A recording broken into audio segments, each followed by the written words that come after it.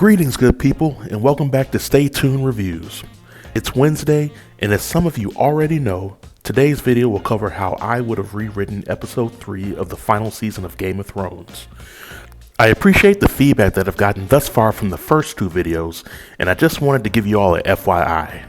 I don't understand why the showrunners for Game of Thrones made season 8 only 6 episodes. So in my rewrites, the last season will be 10 episodes, and they will try to cover as many plot holes and completely eliminate the idiotic moments that were present in the original season. But before we get things started, if you want to support my channel, then feel free to hit that subscribe button. Any support will be much appreciated. So let's dive into episode 3. This episode opens up with Bran using his ravens to fly overhead and see the Night King's destruction at the last hearth. Bran also notices that while the last hearth was destroyed, there are no bodies left in the area. Bran is able to see that the Night King's forces are split up throughout the north. Bran gives the order to warn the others at Winterfell, as well as the remaining houses in Westeros. Cue the opening credits. In Winterfell, we see that the Northern men and Dany's army are making preparations for the arrival of the Night King. Podrick, Brienne, and the Hound are shown training some of the civilians that wish to fight with the army. Jon is overlooking the training and is recalling with Sir Davos how he used to train new recruits of the Night's Watch. Sir Davos tells Jon that it may have been a long time ago, but he can show the people a thing or two about handling a sword. Jon gives Sir Davos a smile, and he joins in with the training of the new civilian recruits. The civilians look at Jon with much admiration. Grey Worm is shown training with the Unsullied, and Missandei is shown staring at him from a distance. Sam is shown overseeing the process of Gendry making Valyrian steel weapons. There's a scene where Ser Jorah, along with Missandei, Tyrion, and Varys, introduce Dany to Sam. Ser Jorah tells Dany that Sam is the reason that he is alive today, which earns the compliments from everyone in Dany's circle. Dany recognizes Sam's last name and admits that she executed Sam's father and brother. Sam is visibly upset, and he walks away to collect his thoughts. Varys shares another awkward stare with Tyrion. Tyrion and Varys leave Dany's group to go talk to Sam. Tyrion shares with Sam that he knew Sam's father to be a man of honor, and he tried to beg Dany to spare Sam's brother and father. Sam expresses that he does not view Dany as his queen, because no real queen would execute another person in that manner. Sam also shares that Dany isn't even the rightful heir to the throne.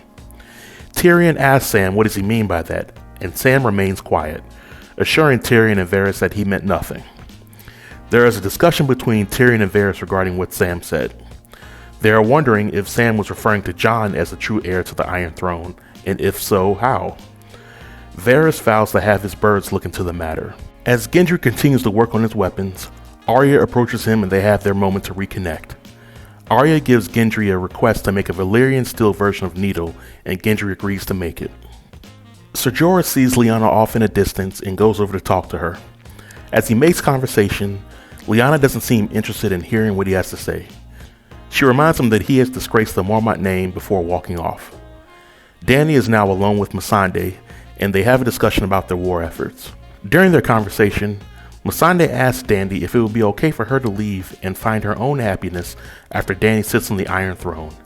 Dany is initially shocked at this request, but she recognizes that Missandei has been loyal throughout the entire time they've been together, and vows to allow Missandei to go once she becomes queen.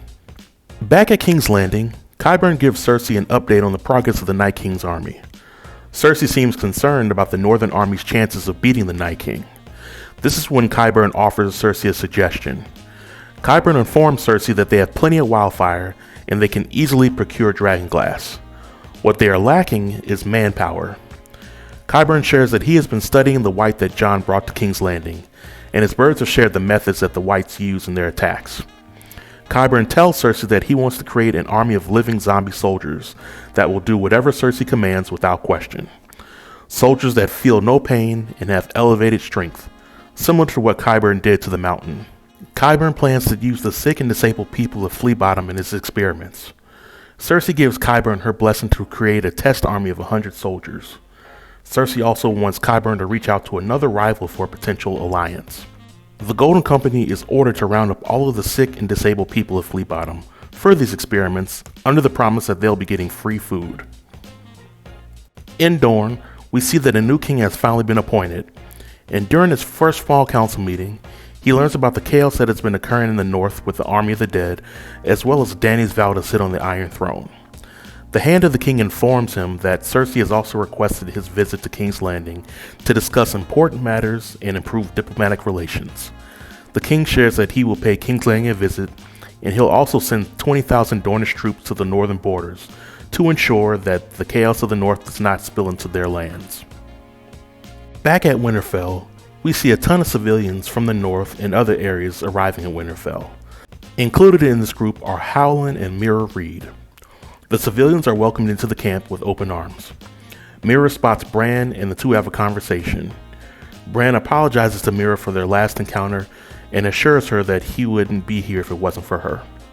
Meera accepts his apology. Bran tells Meera that he needs to speak to her father, Howland. Bran with Sam approach Howland with the idea that they all need to talk to Jon about his true identity, because Jon will need to accept the truth in order to lead Westeros past the long night. Howland lets Bran and Sam know that he and Meera came to help House Stark and the North in any way that they can, which includes talking to Jon.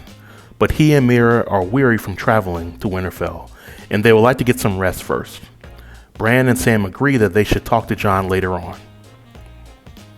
At the Carhold, we see Alice Karstark trying to evacuate her people from the area, but it is too late. We see the Night King destroying the castle with dragonfire and his army slaughtering all in their path. A reanimated Hodor is part of the group and is wreaking havoc. In the background, the Night King dismounts from his dragon and raises the dead to join his ranks.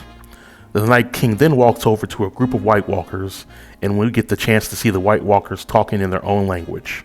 In their language, the Night King says, "No need to replenish our ranks.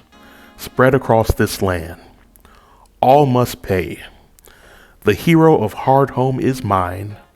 Leave no one else alive." As the Night King is making his speech, we see a shot of a map of Westeros that the White Walkers have been using to strategically make their attacks on the north. We then see a unit of White Walkers riding giant ice spiders, leading a segment of the army south towards Widow's Watch, while another segment is led towards the west. Back in Winterfell, Howland, Reed, Bran, and Sam have a private meeting with Jon. During this time, Bran is the first to break the news to Jon that he's really the son of Rhaegar and Lyanna.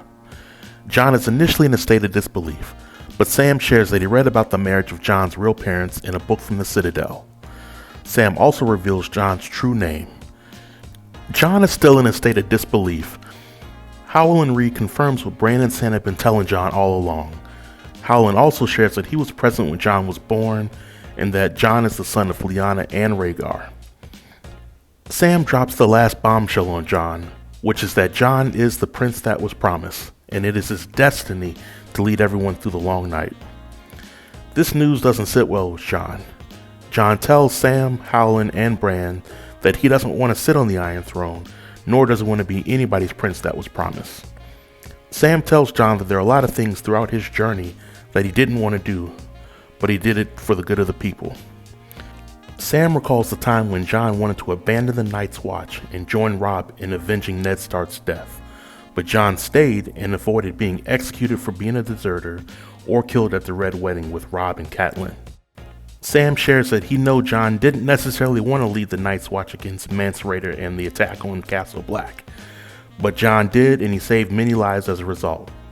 Sam shares that he knows Jon didn't want to be Lord Commander of the Night's Watch or King of the North, but he assumed the leadership and saved many lives as a result.